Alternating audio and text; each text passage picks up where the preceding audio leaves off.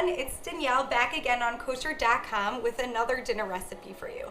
I'm really excited about this one. I took something that's really not usually kosher. It's found everywhere in the southern United States. It's very, very typical. We are making chicken fried steaks. That's right.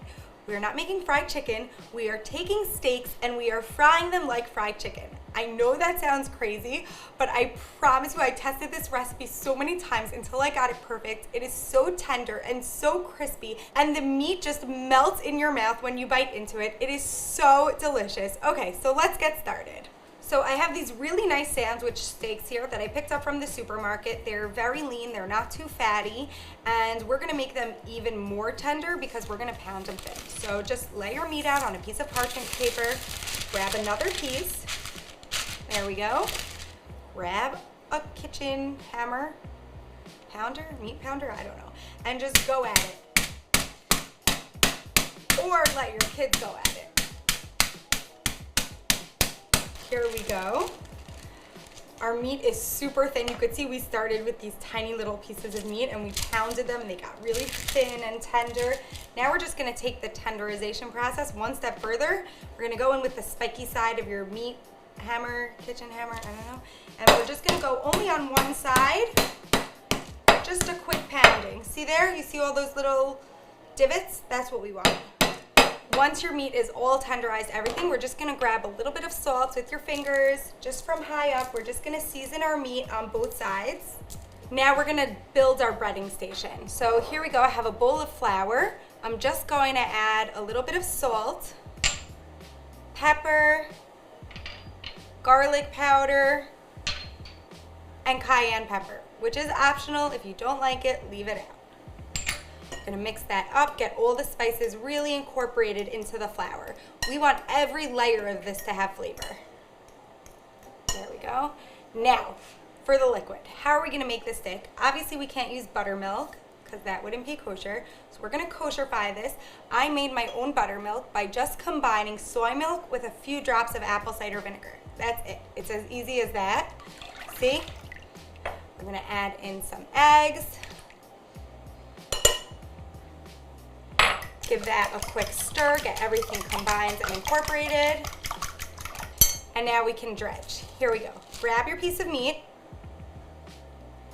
dip it in the flour, make sure it gets all coated because that's what's gonna help the liquid stick to it. Shake off any excess. There we go. Look at that. Now we're gonna just run it through the egg and soy milk mixture. And we're gonna put it right back into the flour. Here we go. Yes, yes, yes, yes, yes, yes. Gonna go wash my hands and then we're gonna fry these babies up. Our last chicken fried steak is coming out of the pan. Look at that crispy goodness. Yes, yes, yes, yes, yes. So good. Okay, I'm gonna lower the heat to very, very low. I'm gonna very carefully, super carefully, take my hot oil, pour it into my prepared bowl.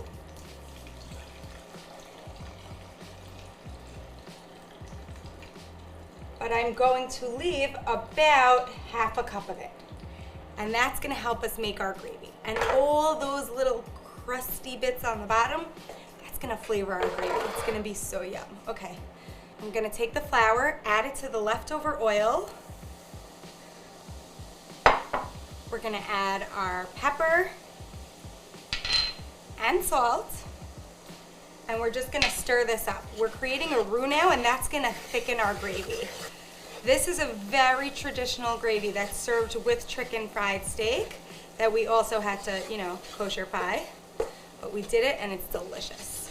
Now that our flour and our salt and pepper and oil toasted up a little bit, they combine together, we're gonna take our soy milk, and we're gonna add just a little bit at a time, and we're gonna mix that in. We wanna try to get out as many lumps as possible, and then every time we take out the lumps, we're gonna add the next batch of soy milk.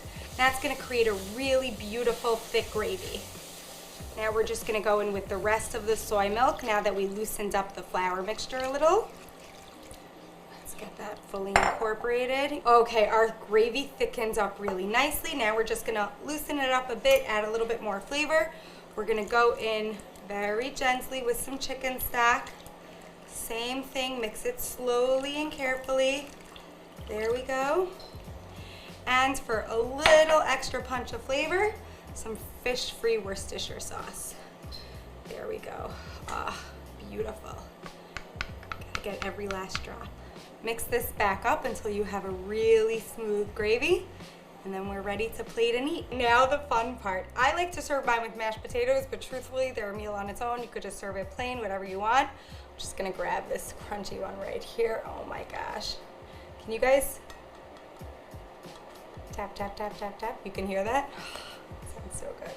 And then you take your gravy and you do your thing. Look at that.